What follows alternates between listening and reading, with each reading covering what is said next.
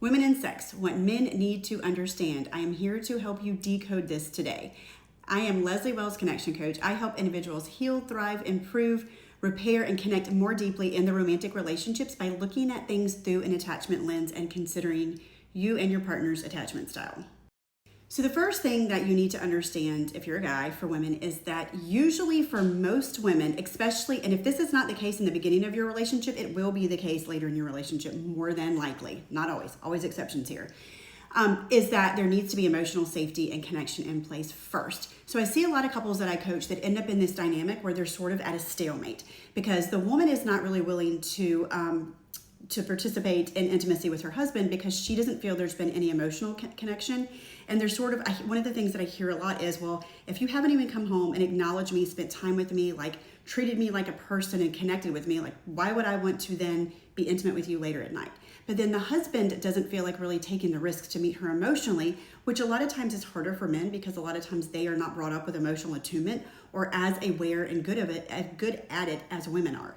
And so they feel like, why would I want to emotionally connect with her and meet her there if she's going to continuously reject me in a way that makes me feel bad when it comes to our intimacy?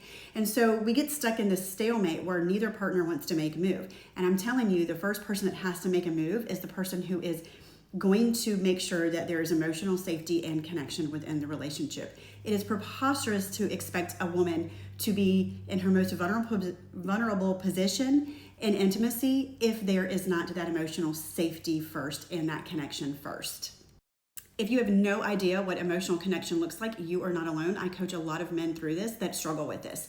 The second piece that is really important that helps you with that is to know her attachment style.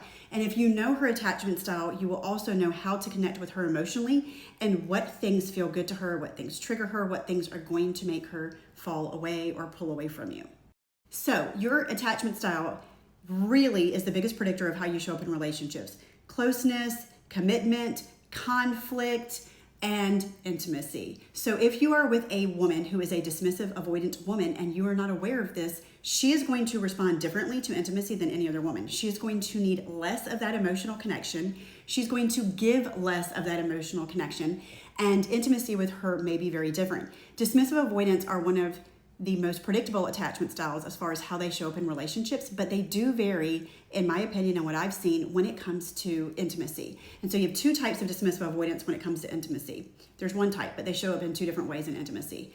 One way that they show up is that because they struggle with emotional connection and emotional attunement, they feel really comfortable with intimacy because it feels less risky. So these are the individuals that prefer to connect with intimacy and actually back away and feel triggered and feel uncomfortable when it comes to actual emotional connection. So they may show up really well in this way, but they can also compartmentalize, which means that they can sort of detach and disassociate their body and their mind. And so they can often have intimacy and not be fully present and there.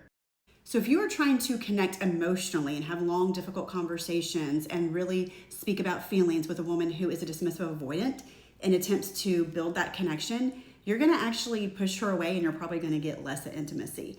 The other thing that I find with dismissive avoidance is if they see intimacy as a very vulnerable thing, dismissive avoidant individuals and women will be triggered by that, and that will make them pull away. They're very uncomfortable when they have to be vulnerable. So if their perception of intimacy is that it's a very vulnerable thing, then they are going to be less likely to be interested in intimacy unless you take away that feeling of them being so exposed and vulnerable around it.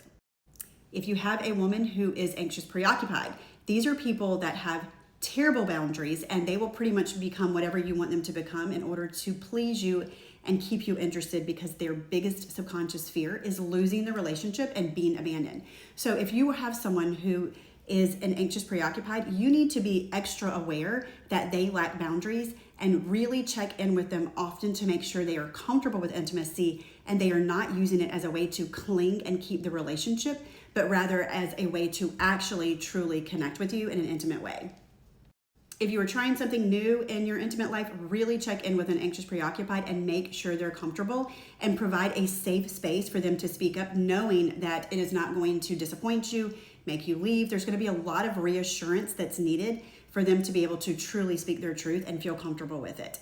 Now, if you are with a fearful avoidant, this is the most unpredictable attachment style of the 3 insecure attachment styles, and you're never going to know what you're going to get. So the thing with fearful avoidance is that they have a deep, deep betrayal wound. So they're always afraid of being betrayed. So when it comes to intimacy, depending on their past, because they typically pick partners who are not great partners in their own insecure attachment, a lot of times they have trauma around intimacy. And so you really need to understand this and know how deep this level of emotional safety needs to occur before you really have them. But fearful avoidants deeply crave this connection, but they also are afraid of getting hurt. So there's sort of this push-pull that you will feel, meaning that sometimes they can really flop back and forth. And when they're feeling safe, they can really want to connect intimately often and a lot, and they're very passionate, deep feelers, so it could be really amazing. But at the other hand, if they're feeling unsafe, or you've done anything where maybe your words and your actions don't align, or you have made them feel unsafe,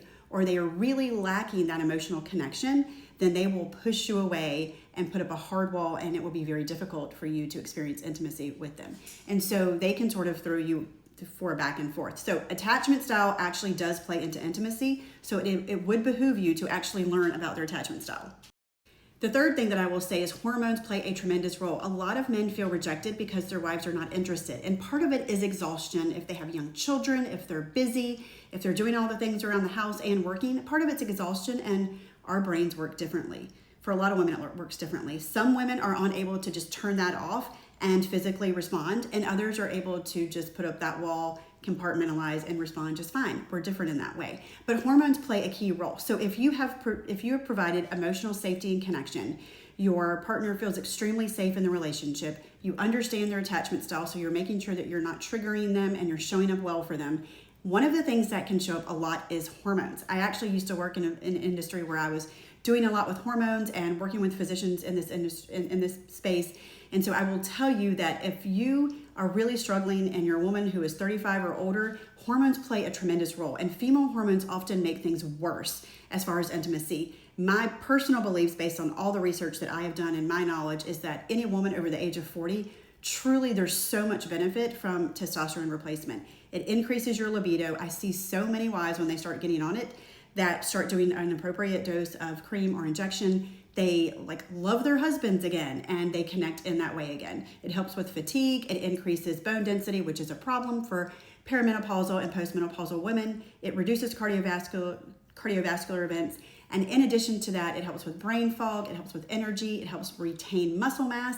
And it also helps whenever there are symptoms that are coming up for menopause and things like that. The other thing that there's some information and some studies out there that show that it actually helps reduces certain types of breast cancer if you have a predisposition.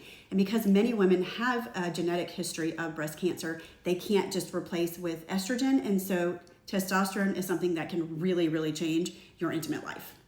The last thing that I think you need to consider when it comes to sex is that porn and lust will absolutely destroy your relationship and create a lack of safety in your marriage if you have any issues with those things. It creates unsafety, it creates comparison.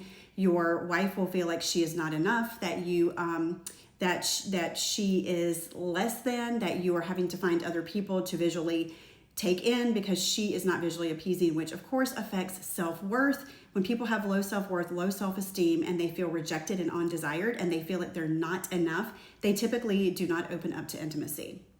Also, because you are creating neural circuits in your brain and conditioning your brain to like certain things, your chances of being satisfied in your intimate life and with your spouse significantly decline. And it is the leading cause, other than cardiovascular issues, right now for people that are struggling with ED. That's erectile dysfunction, if you are not familiar. It is a huge problem because you have trained your brain for one thing and you're expecting it to respond to another, and that's not how the brain works when you have created neural circuits and you've trained it and conditioned it over and over again.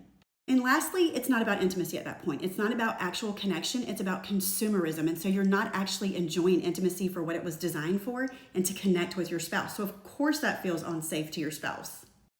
Lastly, it is a self-serving thing instead of actually being a selfless thing where you're serving your partner and you guys are mutually serving one another. So there you have it. If you're a man, these are things that you need to understand about a woman when it comes to sex if you want to have a better intimate life.